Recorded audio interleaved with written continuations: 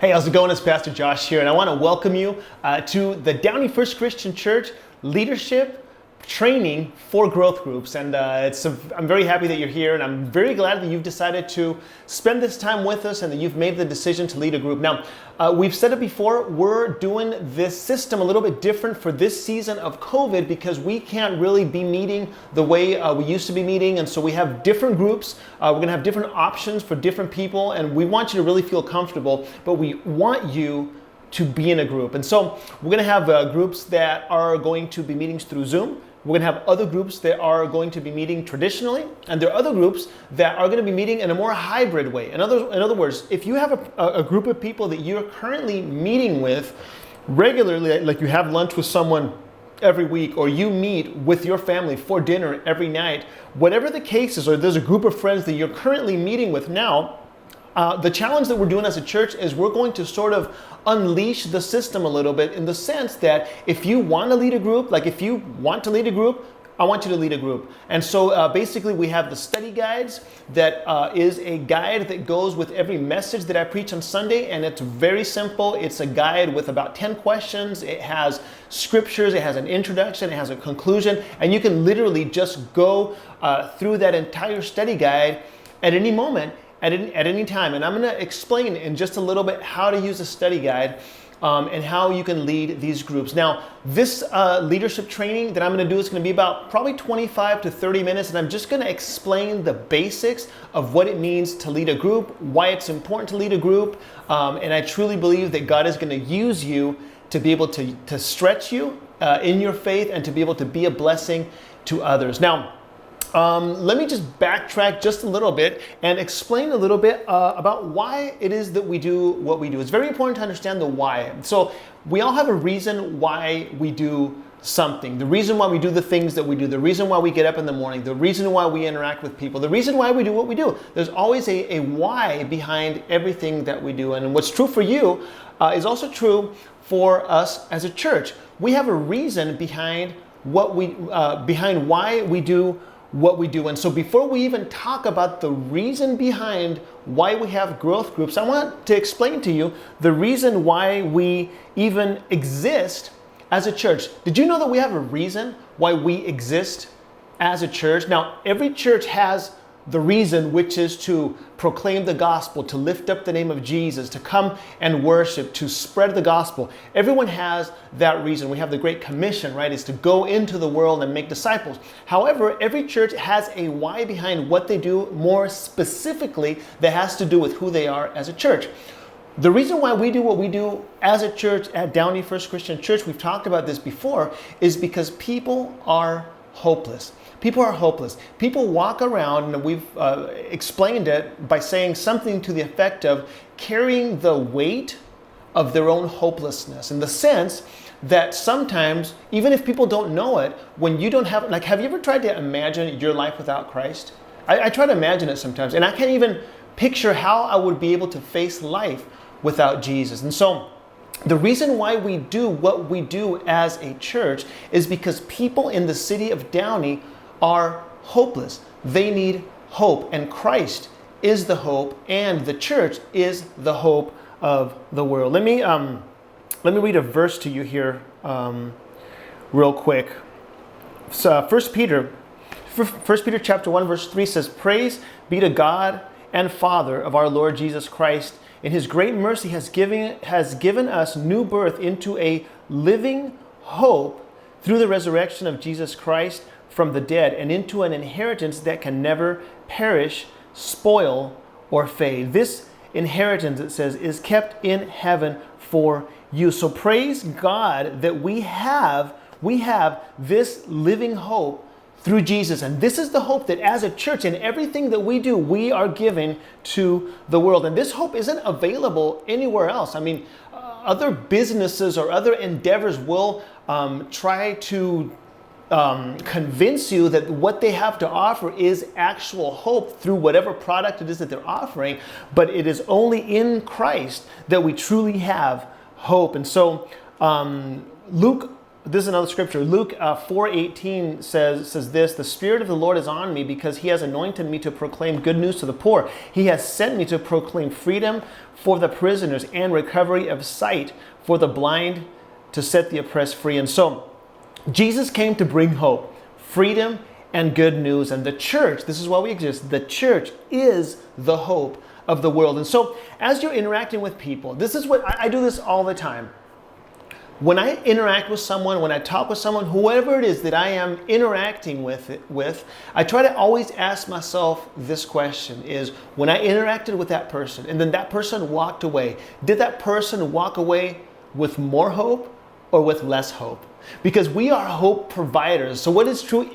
Like, we want our church to be the hope of the world. Like, we bring hope, but we have to provide that hope individually. We can't expect for us to be hope providers collectively as a church if we're not doing this individually. So I try to think about, in my one-on-one and serving in the church and conversations, when I do marriage counseling, whatever it is that I'm doing, I want to give people hope, and the hope is the hope of Christ. Now, the people that are looking for hope, they don't know what they're looking for. They don't know that Christ is the answer. They just know they're looking for something. We bring the answer, which is Jesus Christ. And so people, they desperately need this. And so if you ask me what our business is, like, what is it that we do as a church? We are in the Jesus business, and Jesus is in the hope business. So our business is hope. And so that's kind of a paintbrush explanation of the why behind what it is that we do as a church. And so the next question that I want to answer is the question of what. So that's the why. That's what motivates everything that we do. So the next question is what? So what is it that we do as a church? What is this thing that is our activity that leads people to be able to have this hope that we have to offer? And so the question of what we do is a question of focus. And I want to explain it this way.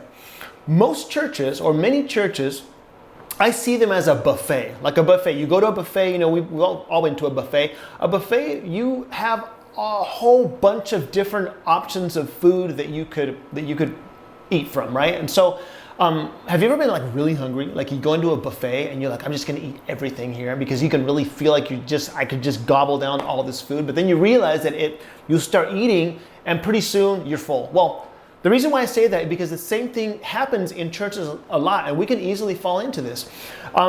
Most churches are like a buffet. They have a lot to offer. They have a lot of programs. They have a lot of activities. They have 1, 2, 3, 4, 5, 10, 12 activities, 20 activities. The problem is that many times you go to church and you have all these things that we offer, but you don't know where to start, where to end, and you also don't necessarily know or you're not necessarily going to have the capacity to be able to consume everything that the church has to offer. And so when we talk about church and we talk about what we do, and when we have to define what it is that we do, we have to be very careful to not become a buffet. So we have to focus on the small amount of things that we can do with excellence. And so I don't like to think of the church as a buffet. I like to think of it more as like a spyglass, So a spyglass, what does a spyglass do? So you can, or magnifying glass, you can illuminate a big section, or you can illuminate a small section. If you illuminate a small section, it can be so effective that it can even burn through metal, right? That's like a laser beam. And so as a church, this is what I want for us to be able to do, to be able to turn into a church that is focused. And so before I answer the question of what it is that we do, I want you to understand that we've cleared out a lot of clutter so we can focus on just a small amount of things. Philippians 3:13, this is Paul. It says, "Brothers and sisters, I do not consider myself yet to have taken hold of it, but one thing I do." I love the fact that he says one thing. "One thing I do, forgetting what is left behind and straining toward what is ahead." So he doesn't do 20 things. He doesn't do 12 things. He does one thing. And so I think that us as a church, we're kind of like Paul in the sense that I think less is more. And so that's a long story to be able to just explain that as a church, we do three things. We do Sundays, which is our church service. We do growth groups, number 2. And then number 3, we do serve teams.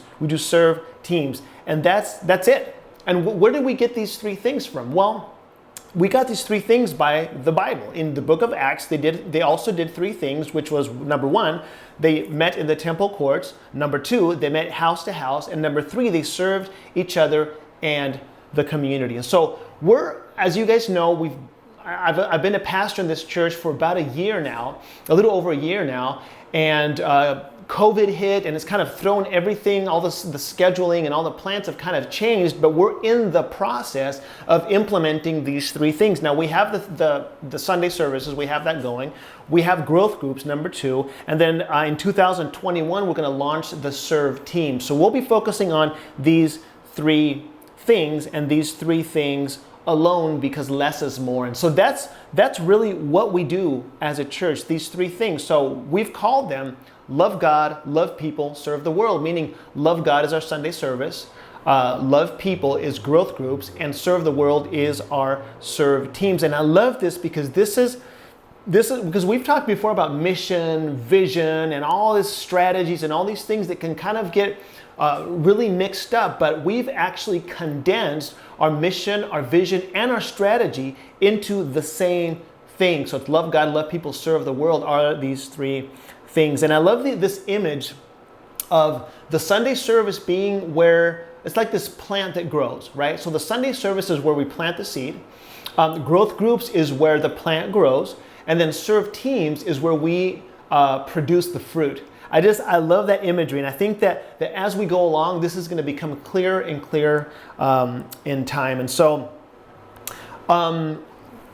the reason why I'm giving this whole context of why we do what we do and what it is that we do is so that you can understand where growth groups fit into the entire system of our church. And so this is very important. Now, I want to add one more thing. When I'm doing counseling, I try to keep it very simple. So if someone's having difficulty in their relationship with God, my first question is, are you attending church? If the answer is yes, I'm like, okay, great.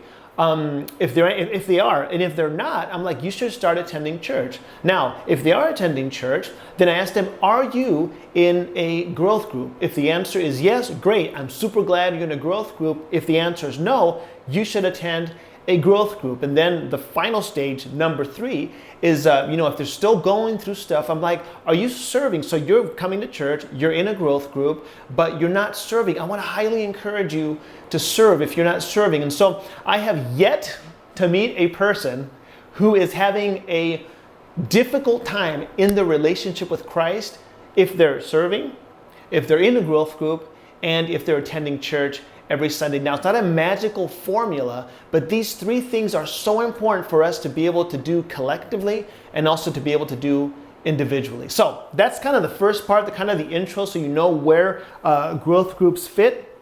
And so now we're going to go into the how. How. So how is a question of strategy.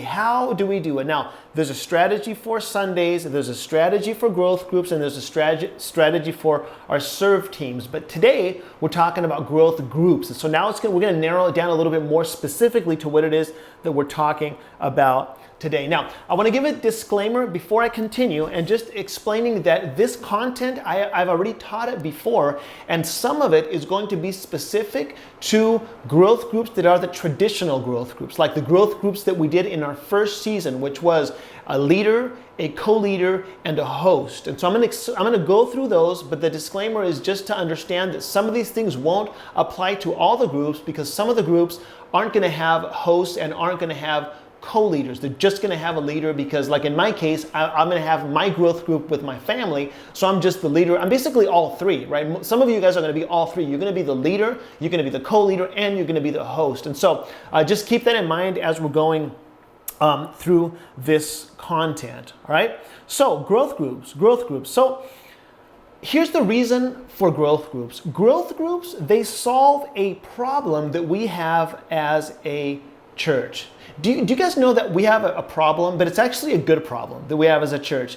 And it's the reason why people love our church. People love our church so much because, let me just give you some words that some people use to describe our church. They describe it as homey, friendly, loving, warm, family, nice, but not like Disney nice, not like fake nice, the actual nice, like we're nice people, real, And people come to our church, they come sort of escaping, probably escaping is an exaggeration, but they come kind of escaping the mega churches. And the reason why they come here is because we make people feel like the words that I just described. Now, here's the problem. It's kind of the catch-22 is that I believe God called for our church to grow. I believe that with all of my heart. However, I don't want for our church to have a mega church feel. And so the reason why the growth groups solve this problem is because they allow for us to be able to, as we grow,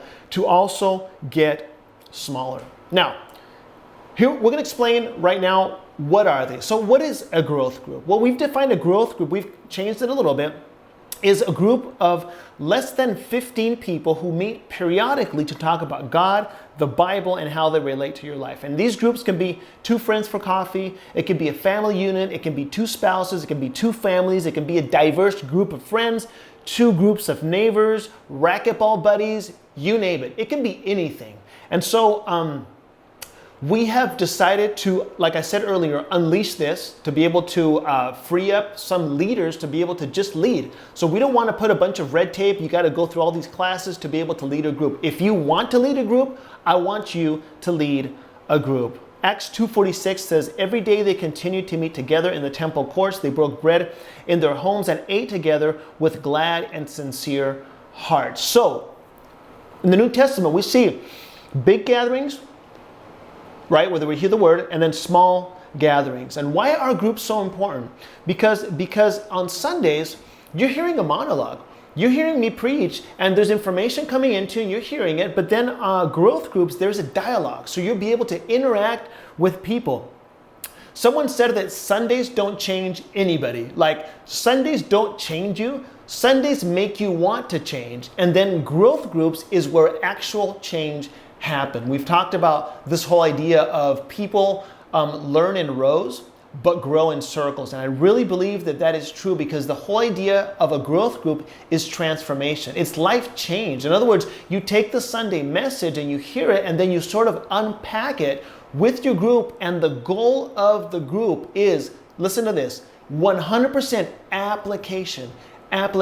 It's taking the word and letting it inside you and applying it to your life. Because in growth groups, you can, there's a lot of people that come to our church, and there's no way that I can preach a sermon that is specific for each person. There's just no way, because there's so much that's going on in different people's lives. However, in your group, you can take the message and you can sort of customize it to the exact need that each person has or the exact situation that each person is going through. So James chapter 1 says this, do not merely listen to the word and so deceive yourselves. Do what it says. Anyone who listens to the word but does not do what it says is like someone who looks at his face in a mirror and after looking at himself goes away and immediately forgets what he looks like. But whoever looks intently into the perfect law that gives freedom and continues in it, not forgetting what they have heard but doing it, they will be blessed in what they do. So again, I'm going to reiterate what I just said. The goal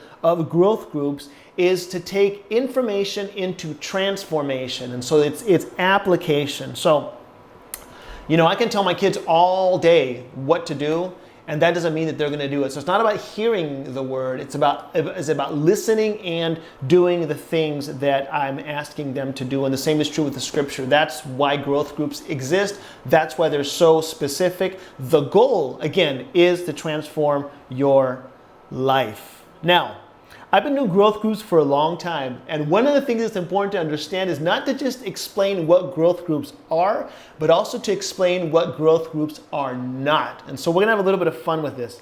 Growth groups, they are not, number one, a gossip group. They are not a gossip group. So in a group needs to be a safe place to where people can express themselves, be able to say what it is that's in their hearts with the commitment and with the understanding that what is happening in the group stays in the group. Okay? Number two, what growth groups are not? A one-man show.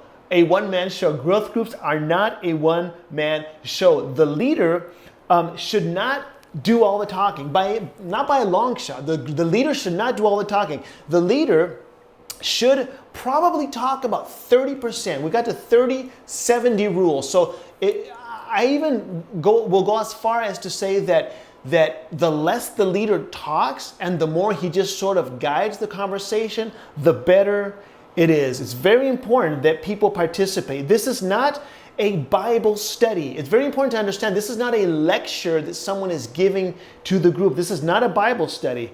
And this is so important because the way that people learn, this may be news to you. Maybe you didn't know this, but I actually have a chart here. It's called the learning pyramid. Listen to this. 5% of people learn by a lecture. 5% of what people learn, they learn through a lecture. 10% of what people learn, they learn through reading. 20% of what somebody learns, they learn through audio, visual. 30% of what people learn is through demonstration, like I'm showing you this. 50% is what people learn in a group discussion. 75% is practice by doing, and then 90% is by teaching others. I cannot tell you how much I learned just by teaching others. It's absolutely amazing. So this is also kind of this gives you a reason if you're on the fence about leading is 100% the way that you are going to learn the most. And so very important to understand when you guys are leading your groups, the goal is for other people to discover. So don't answer the questions. Lead them into them answering the question, because when you discover the answer on your own, even if you as a leader know what the answer is and you just want to give the answer, hold back, keep your ego in check and let others discover it. Allow for the discovery of the group to be the goal. And I promise you that's going to be much more memorable than you teaching, giving a lecture. This is very, very, very important, okay? Next thing, I think it was number 3. What growth groups are not: a place to complain about the church. No church is perfect. We're not the exception. There are things about the church, about the leadership, about decisions, whatever it is. There's always something that you could say about the church that you don't like, and we're not the perfect church. I totally get that. But this is not a place to complain about the church. Your responsibility is to stop this. When there's a situation where, I don't like this, I don't like that, which will happen in your group, this is not the place for that.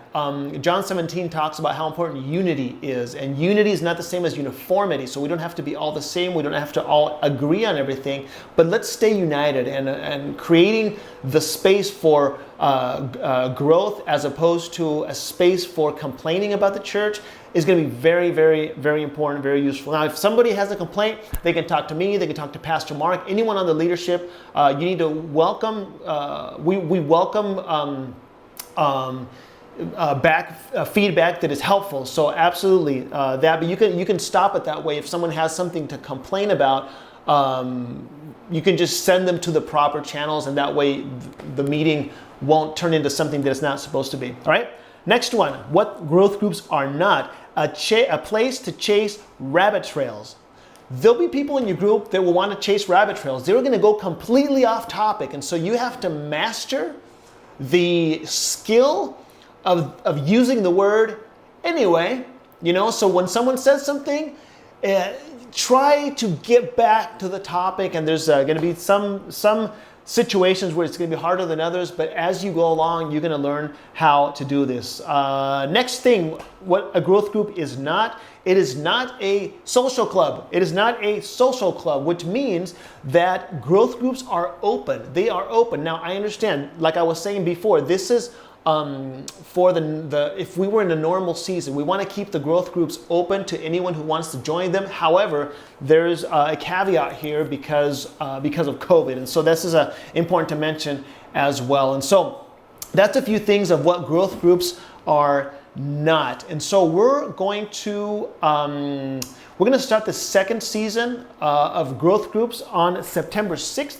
And we're going to go all the way through December. We don't know exactly what date of December it's going to go. And so just so you know, that's going to be the dates that we're looking at.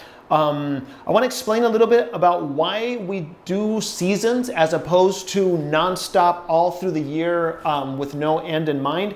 The reason why we do seasons, we do 2 seasons in the year. We usually take July off and then December off, and then we do the seasons, is because Number one, it doesn't allow for the groups to divide. Here's what I mean.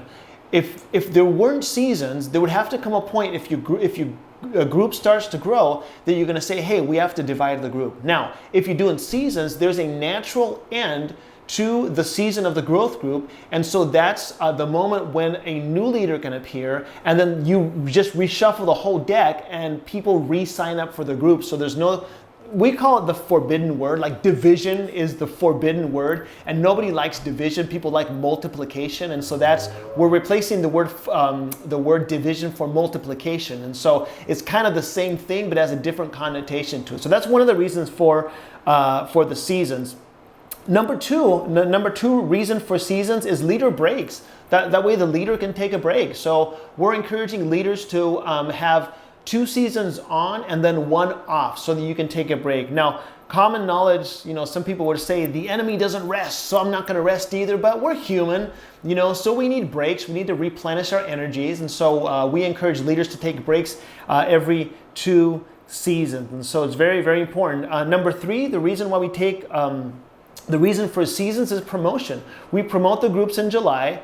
So we take 2 months off in the year. One is July and the other one is December. And in July, we not only take a break, but we take that month for promotion. And we take December for promotion. So we're promoting for the next season. So people can sign up and all that kind of stuff. The final reason, there's more reasons for seasons, but the final reason is commitment. It's easier for someone to commit to 12 weeks than committing for their whole lives, and that's true for leaders and for people who participate. So there's a beginning and an end. So if you know where the end is, like, hey, I can commit for 12 weeks, I can commit for 15 weeks. So it's easier for people to participate in that sense, okay? Next thing that I'm going to talk about now is the roles. So again, this is different because we're in the middle of COVID, but growth groups have 3 roles. They have the role of the leader, they have the role of the coordinator, and they have the role of the host. And so I'm going to explain the roles of each section of the group, even if that doesn't apply specifically to you.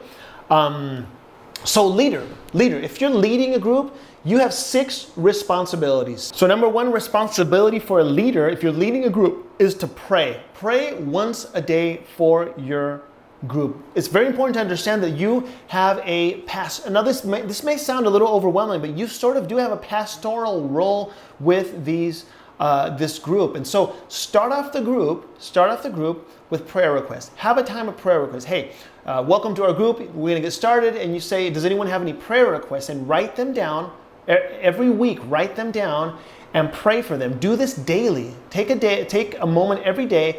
Ask specifically how you can pray for them in your group, and then during the week, pray for them every day. And then when you meet with them again, you ask about the thing. Hey, I've been praying for you. How did that thing go? This is super important, very crucial for your group, okay?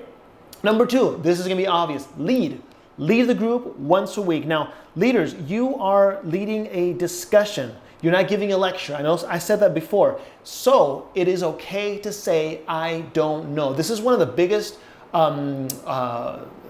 things that scare leaders sometimes, that someone's going to ask you a question and you're not going to know the answer. I want to tell you, that's okay. It's okay if you don't know. You just say, I don't know, but I can find out. And then you talk to me, you can talk to Pastor Mark, any of the leaders, you have questions, and then next week you come back with the answer. Don't feel that pressure. Now, about leading, this is very important as well.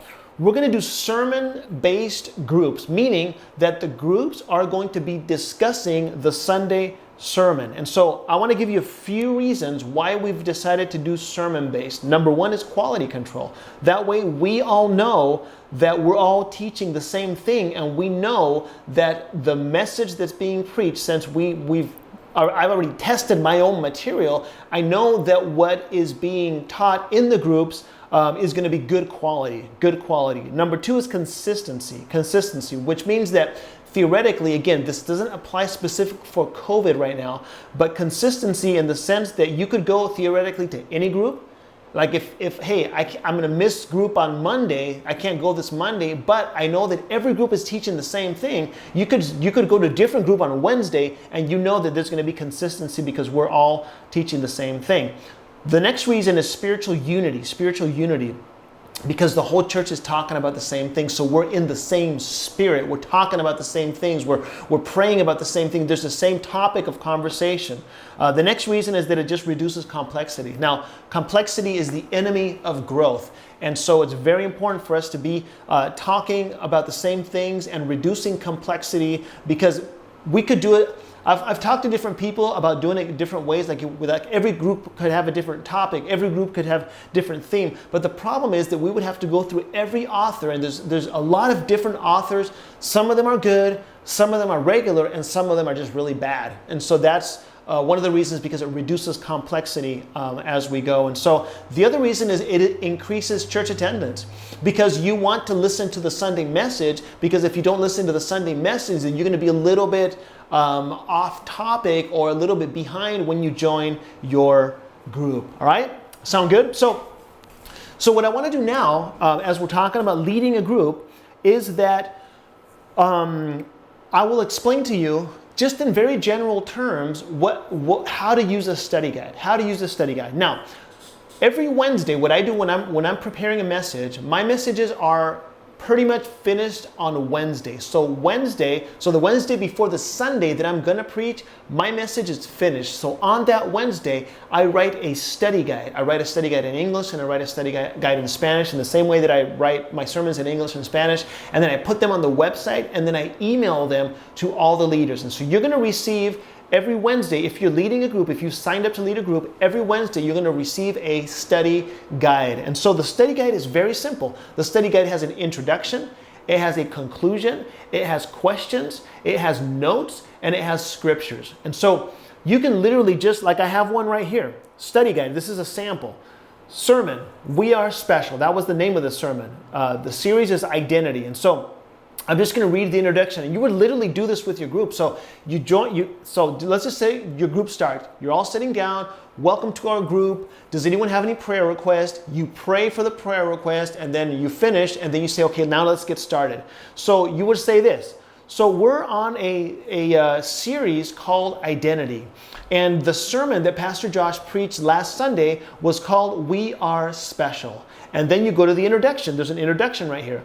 And it says, in this series, we've said that God sees us as chosen, holy, special, and called. Today, we are going to focus on the fact that we are special. And then you literally just go into number one, the question, and it says this: what does James 1:18 say about how God sees us? And so you have someone read James 1:18, you read the scripture, and then there's a note that comes right after. We said last Sunday that a first fruit is an offering of the best. And then you go to the question: do you feel like a first fruit? If so, why? And so then you open up the group, and then people will start answering the questions, and you can literally go through the entire thing down to question 12. And then the last question is Christ enough in your life? Is Christ enough in your life? Some people will say yes. Some people will say, you know what, I feel like sometimes I feel like I need more. And then you just start leading the group, start guiding the discussion, and then once you guys are done, you just literally read the conclusion. It says, the conclusion: God sees us as special. I believe it's hard for us to see ourselves like that because we tend to compare ourselves to others.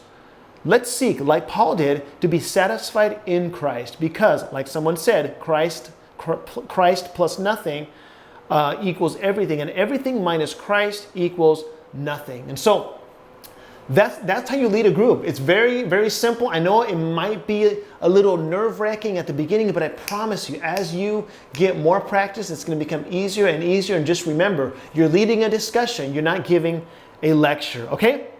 So what I just said is that a leader has 6 responsibilities. We already said pray. Then we said lead. And then number 3 is learn. And so the third responsibility of a leader is to learn. And this is very simple.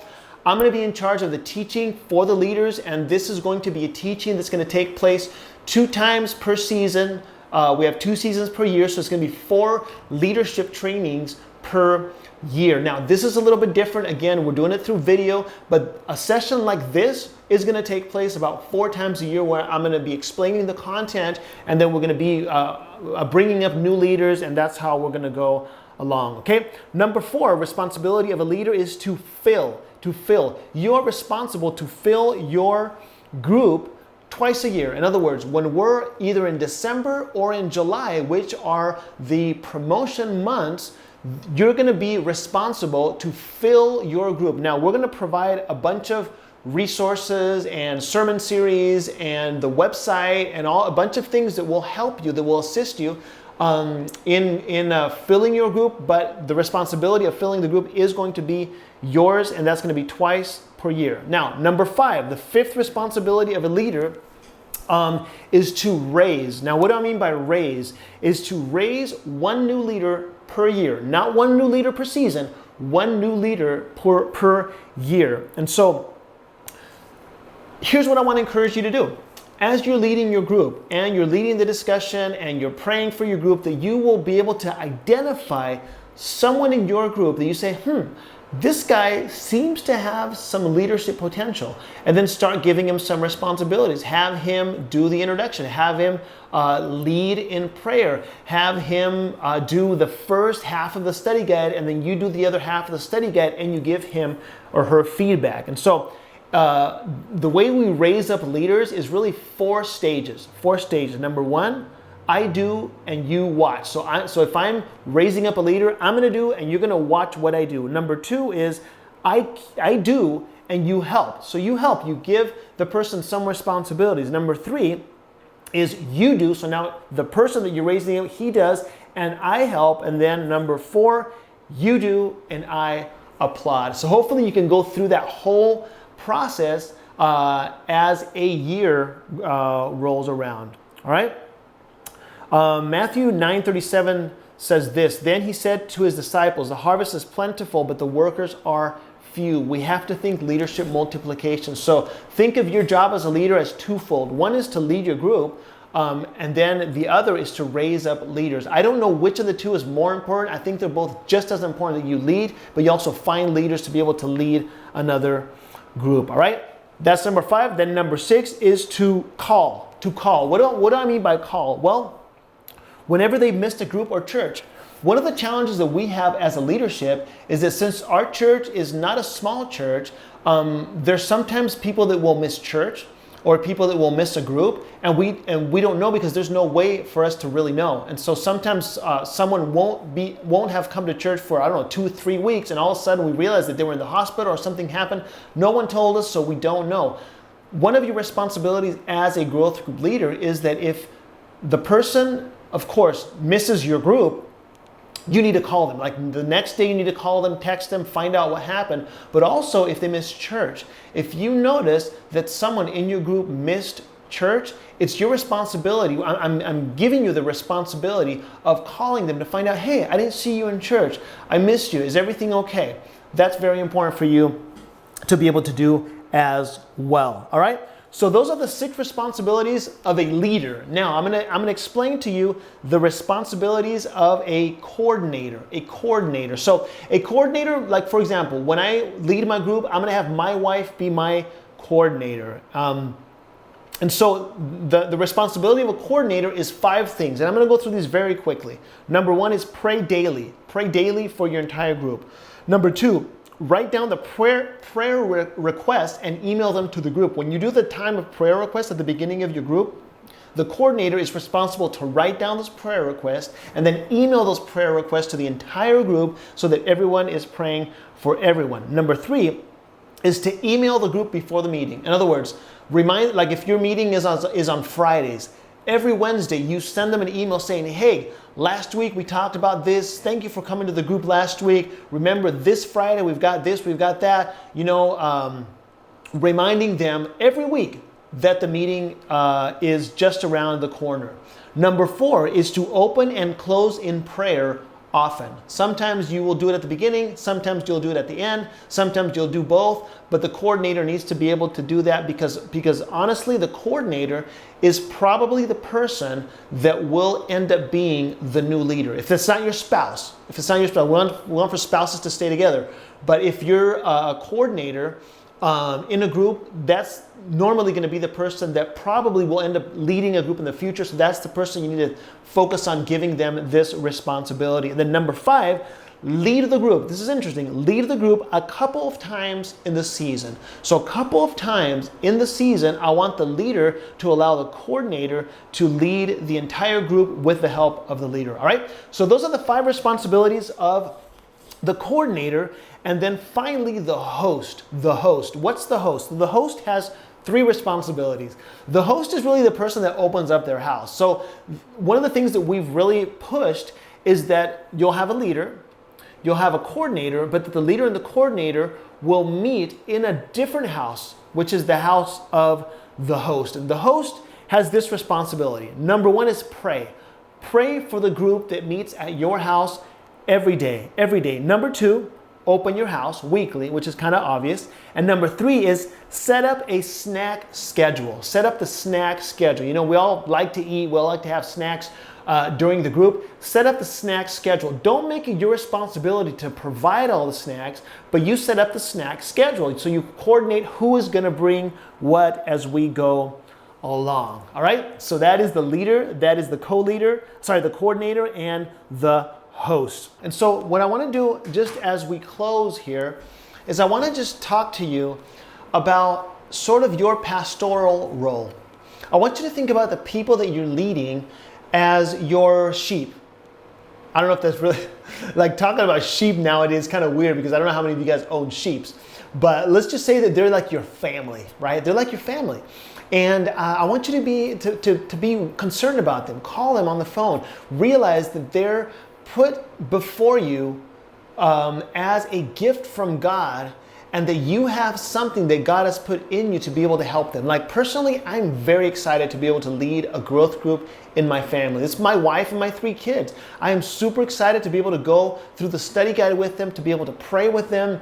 And I really hope that the same is true for you. This is an exciting time, and I believe God is going to use you. God is going to bless you. You're going to grow like you've never grown before. You're going to realize that you're going to grow 90% when maybe you were just growing 5% because you were just listening. As you teach and as you prepare and you guide these groups, you're going to grow spiritually in an amazing way. I'm super excited for you. And so as we go along, any questions that you have, please email me, call me, talk to me. Super excited. And so this is it for now. God bless you, and have a great rest of your day.